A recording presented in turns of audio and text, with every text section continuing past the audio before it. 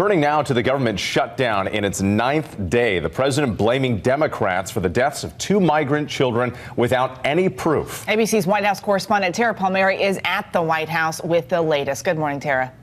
Good morning, Eva. It's become a waiting game with federal workers in limbo since both the Democrats and the White House say both sides are unwilling to compromise. The president, in the heat of a government shutdown, blaming the Democrats without proof for the deaths of 2 migrant children who died while in U.S. custody. In his first comments on the tragedy, tweeting, quote, "The Democrats and their pathetic immigration policies that allow people to make the long trek thinking they could enter our country illegally. They can't. If we had a wall, they wouldn't even try." Homeland Security Secretary Kirstjen Nielsen on the southern border for the 16th time this year, examining detention centers, including one in El Paso, Texas, where 8-year-old Felipe Gomez Alonso was detained with his father before being transferred to a facility in New Mexico where he died. Nielsen's visits were closed to the press, but she said in a statement, quote, "The system is clearly overwhelmed, and we must work together to address this humanitarian crisis."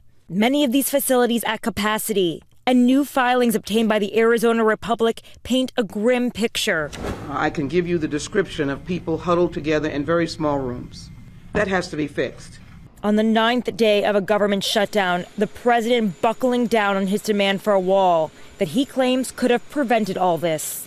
Meanwhile, negotiations are at a halt. The president's last conversation with Senate Minority Leader Chuck Schumer and incoming Speaker of the House Nancy Pelosi was 19 days ago. I am proud to shut down the government for border security, Chuck. 800,000 federal employees either working without pay or furloughed. And the White House warns that this fight is far from over. New mom Angela Cabana says her husband is among the 53,000 TSA employees at work with no paycheck. He's the sole breadwinner, and we've got 2 young kids, and it's pretty scary not knowing when you're going to get paid. And now the president's outgoing chief of staff, John Kelly, in a new interview with the Los Angeles Times, acknowledging that the administration long gave up on the idea of a concrete border wall, telling the paper, quote, "To be honest, it's not a wall." He added that the president privately calls it a barrier or fence. Dan? Tara, thank you. Let's bring in ABC's Martha Raddatz, who's in Washington right now, where she will be co-hosting This Week later this morning. Martha, good morning. Let's talk about the president blaming Democrats for the deaths of those children at the border. You've spent quite a bit of time reporting all along the southern border. Is there any validity to the president's claim that if we had a wall there, migrants wouldn't even try to make this dangerous journey?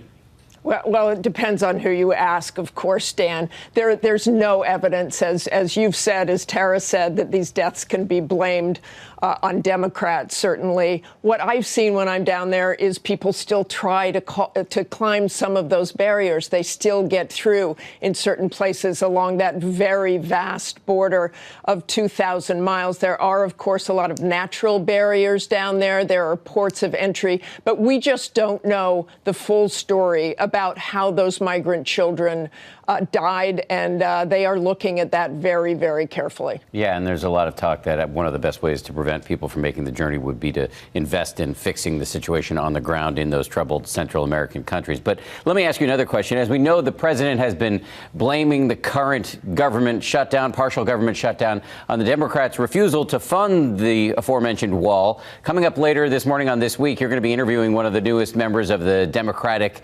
leadership in the House, the incoming leadership. How are the Democrats responding to Trump's attacks on border security? Well, I think this is going to be a very wild week. You have Congress coming back. You have the Democrats offering 3 options, and they'll take one to the floor right away on Thursday. Nancy Pelosi says they will act swiftly to end the Trump shutdown when Congress returns. But none of those options includes money for the wall. And you heard Tara say there that the president is buckling down. He wants that wall. He says he won't budge.